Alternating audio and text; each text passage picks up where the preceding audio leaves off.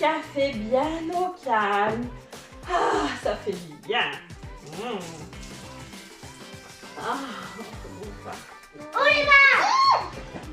quoi, mais ça va pas ou quoi? Ah, et d'abord, mais qu'est-ce que j'ai fait de mal? Tu es pris en flagrant délit de gourmandise. Et alors, j'ai rien fait de mal, hein? Et ta bonne résolution alors? Est-ce que tu n'avais pas dit que tu arrêterais les sucreries?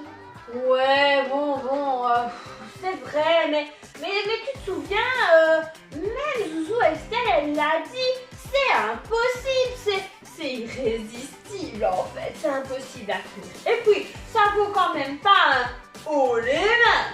Mais c'est toi qui m'as dit que le titre de la vidéo des zouzous aujourd'hui était haut les mains. Donc je commence quoi. Mais n'importe quoi. Bon, oui, c'est vrai que la vidéo des zouzous s'appelle haut les mains, mais ça n'a absolument rien à voir avec les voleurs, avec les délits, enfin, ce genre de choses, quoi. Mais tu sais quoi? Viens, alors trouver les zouzous et on va en découvrir un peu plus. Ok, bon on y va. Bon, allez, on y va. Donc, on en était où? Aux gendarmes et aux voleurs. Mais non, mais tu n'écoutes rien du tout. Et puis déjà, tu oublies une chose. Ah oui? Mais oui, bonjour les zouzous. Et bienvenue dans cette vidéo spécialement faite pour toi. On se retrouve pour parler... Des gendarmes et des voleurs. Oh, mais arrête avec ça, tu commences à m'exaspérer. Oh, les mains n'a rien à voir avec tout cela.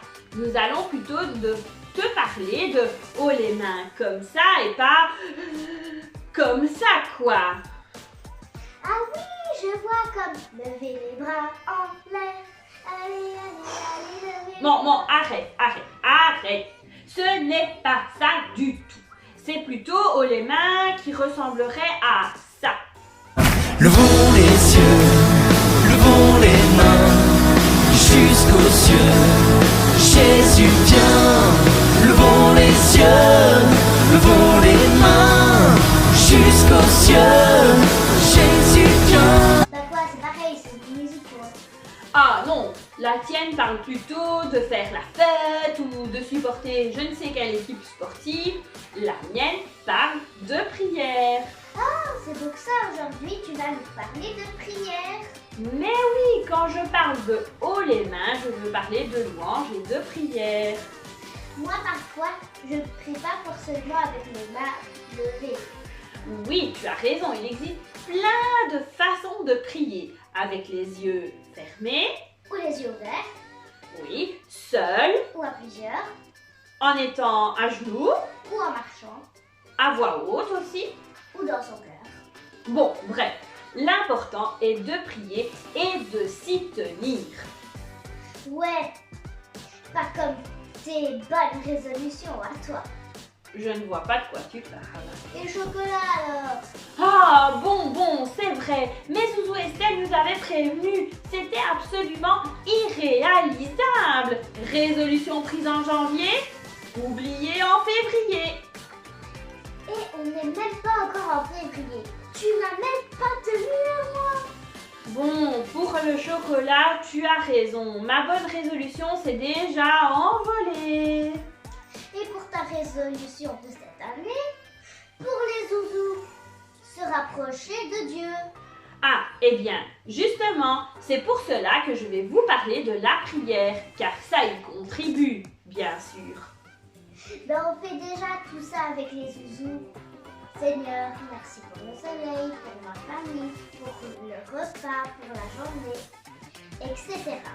Bref, ce que l'on fait chaque jour. Oui, c'est déjà bien, mais la prière, c'est quand même plus que ça, non? Bon, je vois. Et si nous prenions notre Bible pour voir ce qu'elle nous dit au sujet de la prière? Tu te souviens, à chaque fois que tu es perdu ou que tu te poses des questions, la réponse est bien souvent dans la Bible. La Bible est ce que Dieu nous a donné pour nous guider. La Bible est un peu comme un GPS en fait. Ok, et si tu nous donnais les coordonnées du GPS? Les coordonnées. Mais réfléchis, un GPS, tu vois, lui dire où aller. Eh bien, la Bible, c'est pareil. Dis-nous où l'ouvrir. Donne le numéro de téléphone de Dieu pour trouver cette réponse dont tu parles. Ah oui, ok, je comprends mieux, pardon. Donc, le numéro de téléphone de Dieu du jour, les zouzous, est le 01 14 07 14. Je vais le donner à Aubane et Aubane va nous aider à le décortiquer. Alors, 01 Aubane, c'est pour 01 est pour la partie où se trouve notre verset du jour. C'est la première partie de l'Ancien Testament. Ok, j'y suis. Ensuite, 14. 14 est pour le livre où se trouve ce verset. Le 14e livre de la Bible, c'est celui de 2 Chroniques. De 2 Chroniques. Ok, donc on ouvre la Bible dans 2 Chroniques. Ensuite, le 07 Aubane. C'est pour le chapitre où je vais le trouver. Donc je regarde le gros chiffre 7. Ok, j'y suis. Oui, maintenant j'y suis vraiment. Et 14. Et enfin, 14 pour le verset, donc le petit chiffre 14. Ok, nous allons écouter ensemble ce que Dieu nous donne comme réponse à notre question sur la prière. Écoutez bien les amis. Si mon peuple, sur qui est invoqué mon nom, s'humilie, prie et cherche ma face, et s'il se détourne de ses mauvaises voies, je l'exaucerai des cieux. Je lui pardonnerai son péché et je guérirai son pays. Je crois que comme c'est un verset un peu compliqué, on va le relire une deuxième fois. Donc écoutez bien. Si mon peuple, sur qui est invoqué mon nom, s'humilie, prie et cherche ma face, et s'il se détourne de ses mauvaises voies, je l'exaucerai des cieux, je lui pardonnerai son péché et je guérirai son pays. Oh, maman, le verset commence par ainsi. Bravo, je vois que tu as bien écouté. Effectivement, nous commençons ce verset par le mot « si ». Tu te souviens, petit Zouzou, c'est justement notre programme du moment. Zouzou Estelle nous avait expliqué l'importance de ce mot. Ce petit mot change tout ce qui suit. Cela veut dire qu'il indique des conditions. Oui, ici, il y a 3 conditions. C'est ça. Voyons-les ensemble. 1. S'humilier. 2. Prier. Et 3. Chercher Dieu. Bon, maman, pour le 2, c'est OK. Prier, ça, on connaît. Et on sait faire. Et on sait faire. Et 3, c'est chercher Dieu. C'est ce que Zouzou Estelle nous a appris la semaine dernière. Mais pour le 1, Quoi le 1? s'humilier. Je ne comprends pas ce mot. Ah, je vois. Tu sais quoi? Va me chercher le dictionnaire.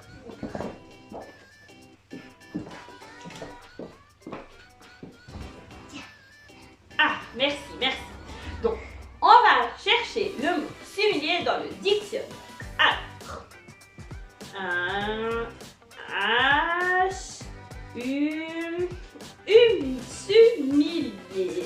Alors, écoutez bien les zouzous. Il est écrit sentiment de quelqu'un de humble. Franchement, on n'est pas plus avancé. Alors. Bon, ouais, c'est vrai que c'est une définition un peu difficile. Comment est-ce que je pourrais vous expliquer? Je sais! J'ai une idée! Nous allons téléphoner au professeur Tou. bon, l'appel est lancé, viens. Ah, voilà. Bonjour, professeur Touk. Je suis désolée de vous déranger, mais on a un souci ici avec les zouzous. Dans le verset du jour, on nous demande de s'humilier. Et le dictionnaire nous dit que c'est le sentiment d'une personne humble. Mais qu'est-ce que ça veut dire exactement? Oh, je vois. C'est vrai que c'est un mot compliqué. Une personne humble est une personne qui est consciente de ses faiblesses. Une personne qui sait qu'elle n'est pas la meilleure en tout. Une personne prête à s'améliorer. Ah, super! Oui, merci, professeur Touk. C'est plus clair. De rien les zouzous. C'est toujours un plaisir de vous aider. Mais je dois vous laisser, car je dois aller déposer bébé Touk à sa pyjama party. Waouh! Une pyjama party? Bon amusement à bébé Touk alors! Et merci encore, professeur! Bon, maintenant que nous en savons un peu plus, nous pouvons décortiquer le verset ensemble. Donc, la première condition est de prier. La deuxième condition, de chercher Dieu.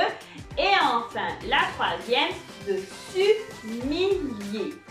Comme nous l'a bien dit professeur Touk, c'est reconnaître de ne pas tout savoir. Voyons quelques exemples de choses qui nous expliquent ce qu'est d'être humble. Être humble, c'est écouter, admettre ses erreurs, s'excuser, pardonner et demander pardon, faire confiance, reconnaître qu'on ne sait pas tout, ne pas vouloir être le meilleur. Waouh, je comprends mieux. Mais dis donc, c'est beaucoup de choses tout ça. Ce n'est pas facile. C'est vrai, mais tu peux demander de l'aide et admettre que tu as besoin de Dieu pour y arriver. Et ça, c'est déjà un grand pas dans la bonne direction. C'est déjà faire preuve d'humilité. Ah oui, c'est vrai. Mais donc, si je veux être pardonnée pour mes bêtises, alors je dois être humble, plus prier, plus chercher Dieu, et encore, plus essayer de ne pas faire de bêtises. Enfin, que j'essaye de changer et de faire le bien. Je crois que je suis foutue. Hein? Mais comment ça, foutu? Bah oui, tu ne vois pas toutes ces conditions à remplir? Attends. Non. Bon, d'abord, les zouzous, il faut remettre ce verset dans son contexte. Le verset a été écrit au moment où le roi d'Israël de l'époque, qui était à ce moment-là Salomon, il finissait de construire le temple.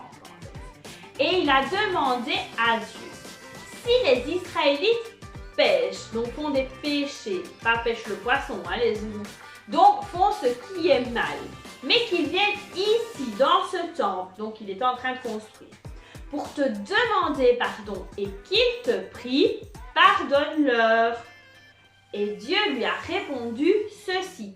D'accord, mais s'ils remplissent certaines conditions, à savoir s'humilier, prier et le chercher.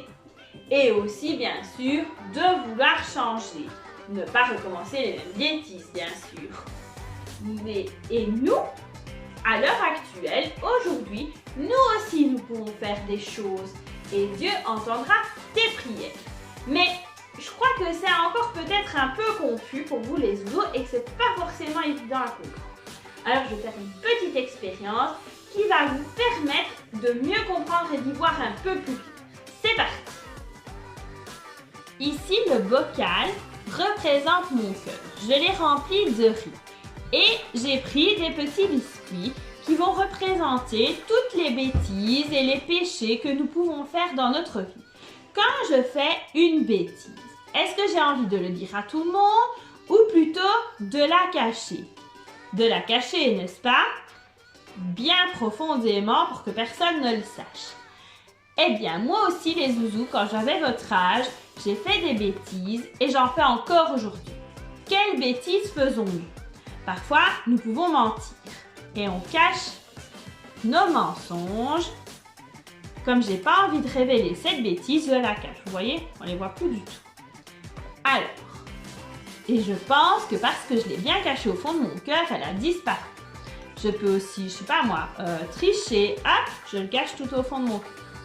Je peux aussi voler, hop, ou frapper quelqu'un, hop, ou même me mettre en colère. Je peux aussi dire des méchancetés. Je peux désobéir à mes parents, etc., etc. Vous voyez les zouzous, j'ai tout enfoncé dans mon cœur. Alors, on ne voit plus rien. Je pense que toutes ces bêtises ont disparu.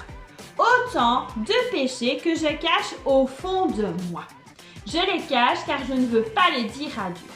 Eh bien, c'est dommage les zouzous, car lui veut nous pardonner et nous prendre dans ses bras. Il n'attend que ça. Mais voilà ce qu'il se passe quand nous disons nos fautes, nos bêtises et nos péchés à Dieu. Regardez. Alors, on va se trouver un petit peu de vocal. Et qu'est-ce qui se passe? Doucement, on commence à voir réapparaître nos fautes à la surface. Et quand nos fautes remontent à la surface, Dieu les prend dans sa main, il les pardonne et lui, il les fait vraiment disparaître, les zouzous. Il les réduit en poussière. Donc, vous voyez, à chaque fois que vous demandez pardon à Dieu, il y a des petites fautes qui remontent à la surface. Dieu les prend dans sa main et il les réduit en miettes. Il les fait disparaître. Que veux-tu nous apprendre avec cette expérience? Nous avons ici un grand sujet de joie, les zouzous. Notre Dieu ne garde pas sa colère pour toujours. Il pardonne abondamment. Et même quand on fait la même faute plusieurs fois. Mais oui, tu t'imagines si Dieu faisait une liste de nos bêtises sans jamais les effacer. Mais personne ne pourrait plus jamais aller après près de lui. On aurait trop la honte. Et en plus, on n'aurait plus aucun espoir. Mais heureusement pour nous, il n'en est rien. C'est même tout le contraire. Le problème de notre péché a été réglé une fois pour toutes. Fini. Nous n'avons plus à remplir plein de conditions difficiles comme à l'époque de Salomon, même si nous pouvons faire certaines choses. Notre Dieu à nous est juste merveilleux. Donc il est juste et il est merveilleux. Et il a trouvé une solution extraordinaire pour ne pas avoir de liste de bêtises écrites sous mon nom à moi. Ah bon, mais laquelle?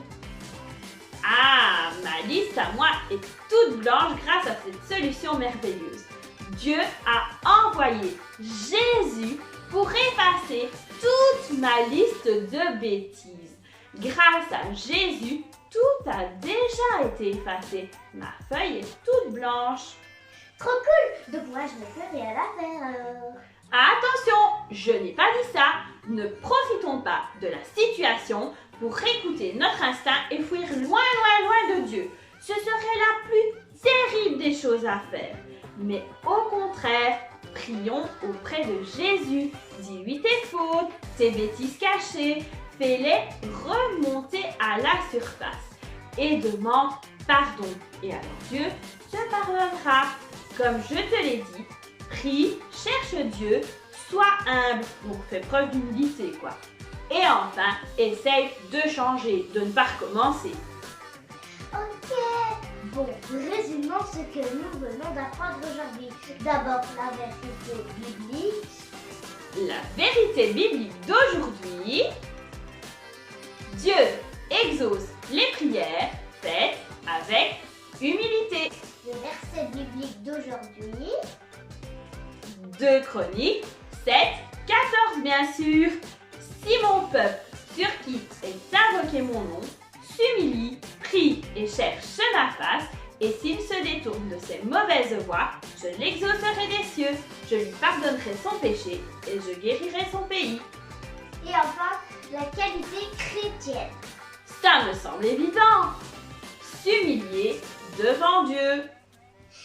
Évident, oui, mais pas facile à faire. S'humilier devant Dieu, c'est lui donner la première place. Car comme nous le dit la Bible, il est au-dessus de tout. Tu peux le louer, lui dire combien il est grand et merveilleux, lui faire confiance, être reconnaissant, lui dire merci pour ce qu'il a fait et ce qu'il fera pour toi. Voilà tout. Est-ce que je peux prier? Bien sûr. Seigneur, merci car tu es infiniment grand. Merci de me pardonner encore et encore. Merci pour tout ce que tu fais. Merci d'être là chaque jour avec moi. Aide-moi à avoir plus d'humilité dans ma vie. Amen. Amen. D'ailleurs, les zouzous, l'humilité, donc être humble, est une très belle qualité aussi dans la vie de tous les jours. Tu as un exemple? J'ai encore mieux que ça, les zouzous. Je vais vous donner un petit truc pour vous aider à la cultiver. Vous allez devoir prendre un crayon ou un bic, une feuille rouge et une feuille verte. Sur la feuille verte, vous allez écrire toutes les choses pour lesquelles vous êtes doué, les choses pour lesquelles vous êtes fiers. Et sur la rouge? Les choses pour lesquelles il va falloir encore faire des efforts. Car reconnaître qu'on n'est pas le meilleur en tout, qu'il va falloir faire des efforts, est aussi apprendre à cultiver son humilité. Et ensuite, on peut prier de temps en temps pour les choses de la liste rouge. Et tu verras que peu à peu, les choses sur la liste rouge vont devenir de plus en plus faciles. Quand c'est acquis, quand tu y arrives, tu peux les barrer. Et tu verras, grâce à Dieu, que les choses qui t'étaient difficiles deviendront plus faciles. Regarde avec l'exemple d'Oban. Envers ce que je sais bien faire. Je sais réciter ma poésie, j'ai toujours 10 sur 10. Je sais calculer jusque 1000 et vite en plus. Je sais marquer des goals de foot. Je suis fière d'aider ma maman à faire des recettes et casser des œufs sans les faire tomber des coquilles dans la pâte. En rouge, ce qui me demande des efforts. J'apprends le skateboard et ce n'est pas facile, je ne dois pas abandonner trop vite. À l'école, mon point faible, c'est les problèmes, c'est difficile. Je dois améliorer l'entente avec mon frère. Je dois essayer de moins me disputer avec lui. Je dois être plus patiente. Bravo! N'oublie pas de demander de l'aide à Dieu pour les choses rouges. Oui, je vais regarder ces feuilles précieusement près de mon lit pour y penser souvent. En parlant de feuilles à garder précieusement, je te mets le lien dans la vidéo, petit zouzou, du feuillet avec la vérité biblique, le verset biblique du jour, ainsi que la qualité chrétienne à ajouter dans ton livre des si, mais et. Mais qu'est-ce que c'est que ça? C'est mon petit gargouille. Eh bien, dis donc. Oh, oh. C'est à cause de toi. Hein? De moi. Mais oui, avec ton expérience tout à l'heure avec tes biscuits, tu m'as donné faim. Ah, d'accord. Mais tu sais quoi, ça tombe bien. Viens avec moi, j'ai une petite idée. On se retrouve tout de suite, les zouzous. On se retrouve pour l'atelier. Comme tu peux le voir, on se retrouve aujourd'hui dans ma cuisine. Car nous allons satisfaire l'estomac d'Oban, mais aussi le tien, petit zouzou. Je te propose de réaliser aujourd'hui une recette ultra simple et ultra gourmande de biscuits délicieux. nous allons réaliser ensemble des palmiers au sucre. Alors Robin, tu nous présentes tout de suite les ingrédients dont nous avons besoin pour cette recette. Il nous faut une pâte feuilletée. Oui. Il nous faut un œuf. Oui. Il nous faut un peu d'eau. Un peu d'eau dans un bol. Il nous faut un peu de sucre. Oui. Il nous faut un pinceau. Un pinceau de cuisine, ça s'appelle un pinceau pour badigeonner. Et enfin un couteau. Oui, fais attention de ne pas te blesser. Alors, tu peux aussi utiliser une petite minuterie ou alors tu demandes à un adulte de t'aider pour les heures, pour les minutes, etc. Alors, tu as aussi besoin d'une plaque de four recouverte de papier sulfurisé ou de papier cuisson. Ça s'appelle aussi, ça dépend des marques. Et enfin, tu as besoin d'un frigo et d'un four. Mais ça, je ne peux pas te les montrer à la vidéo car ils sont bien encastrés dans la cuisine. Alors d'ailleurs, en parlant de four, on va tout de suite préchauffer le four à 180 degrés. C'est parti. Étape 1, on déroule la pâte feuilletée en étant très délicat pour ne pas la casser. Alors, on décolle. Voilà. On garde le papier cuisson, c'est important. Ensuite, on prend un petit bol d'eau et avec le pinceau, on va venir mouiller légèrement, pas besoin d'inonder la pâte feuilletée. La pâte feuilletée. Alors c'est une étape qui peut paraître un peu bizarre, mais ça va permettre au sucre de rester en place et de bien coller. Alors voilà, tu vois, j'ai pas mis beaucoup d'eau. Ensuite, à toi de prendre du sucre. Alors ici, pas besoin de peser parce que ce qu'on va faire, c'est que, moi je le fais avec les doigts, mais tu peux faire avec une cuillère. On va venir mettre du sucre partout, on va venir saupoudrer de sucre. Et alors là, c'est à toi de voir si tu veux que ce soit très sucré, un peu sucré, etc., etc. Mais en tout cas, il faut en mettre assez bien et il faut en mettre partout, sur toute la surface de la pâte feuilletée. Et c'est pour ça qu'on a mis de l'eau, pour que ça permette au sucre de rester un peu collé. Encore par là par là on n'en a pas mis. Alors, quand c'est fait, tu peux, avec la paume de ta main ou avec un rouleau à pâtisserie si tu n'aimes pas mettre les doigts, appuyer un peu pour que le sucre adhère bien à l'ensemble de la pâte. Alors, quand c'est fait, on va venir rouler la pâte feuilletée. Alors, on prend un petit bord et on va rouler bien serré jusqu'à la moitié à peu près. Donc, il faut prendre le temps. On fait un petit boudin et on roule comme ça, bien serré jusqu'à la moitié à peu près. Alors, je retourne ma pâte feuilletée et je fais la même chose avec l'autre bord. Alors, on roule.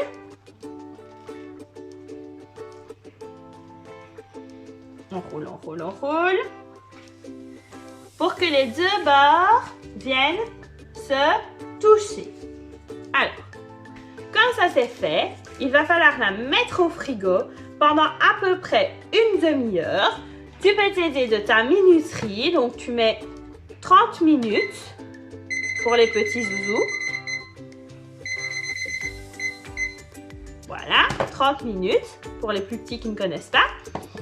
Et on va la mettre au frigo pour qu'elle redurcisse un peu parce que comme on a mis de l'eau, eh ben, du coup, elle s'affaisse un petit peu ou elle peut être un peu plus molle. C'est parti et on se retrouve dans 30 minutes. Alors, on se retrouve 30 minutes plus tard.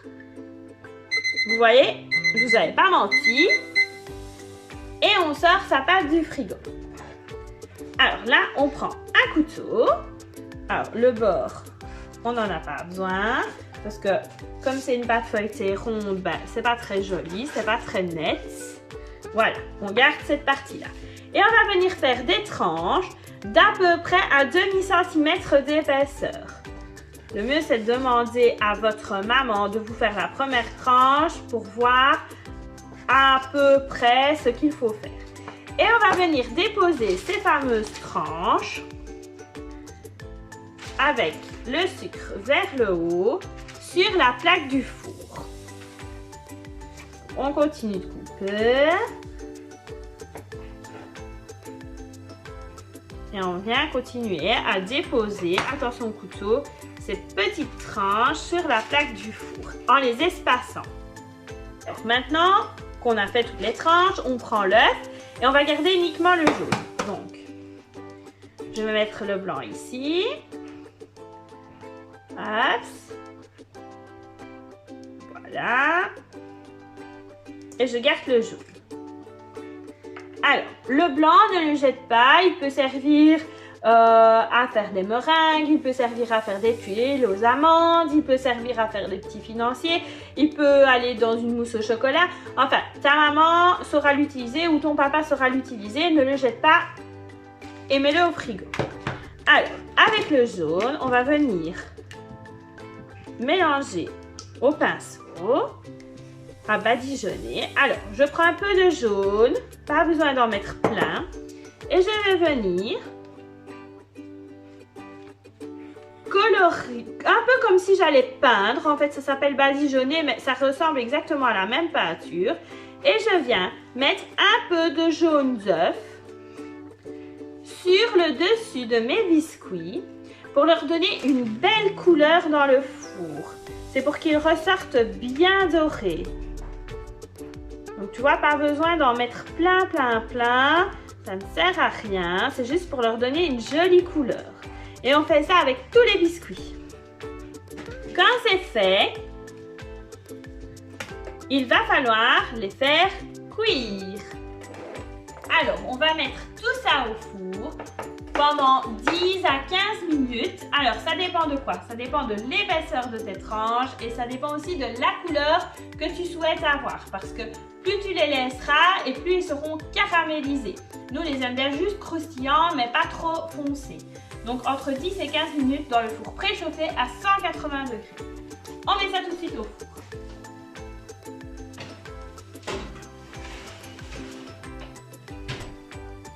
Voilà, et on se retrouve dans 10 à 15 minutes. Nos biscuits sont presque prêts. Nous, on a laissé 15 minutes parce qu'on avait fait des tranches un peu plus épaisses. Alors, ma minuterie vient de sonner.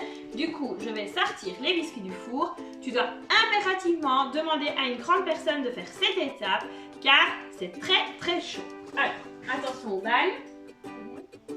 Hop. Parfait. Ils sont juste dorés comme nous on les aime. Alors, voilà ce que ça donne à la sortie du four. Nous, ils sont dorés comme on les aime, mais ça peut être plus doré, moins doré. Ça, c'est un peu à toi de voir. Alors, quand ils sortent du four, ils sont encore très très chauds et ils sont assez fragiles.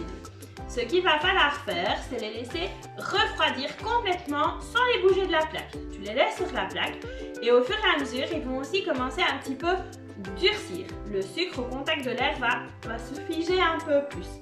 Et une fois qu'ils sont totalement froids et totalement durcis, tu vas pouvoir les déguster. Alors, si tu en as de trop, ce que je doute, tu peux les conserver pendant plusieurs jours, non pas non plus 15 jours, mais 2-3 jours, dans une boîte en fer.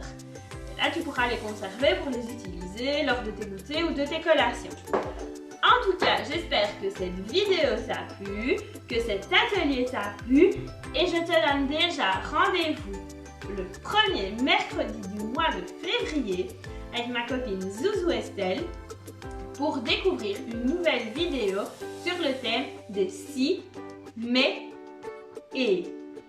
En attendant, je te fais plein de bisous et au revoir les zouzous.